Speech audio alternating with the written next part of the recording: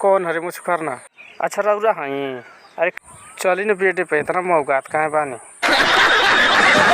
जौन चाहत नहीं हो जा भागब नहीं न नहीं हम भागब हो आज तो होइबे करी। सही होई कि डायलॉग हो मार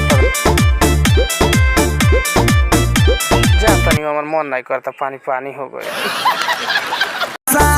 अब तो देहिया के बिगड़ता दासा इतना आग लगल बा हो। अरे माई खत्म चढ़ल रहता इहे नासा अब तो देहिया के बिगड़ता दासा।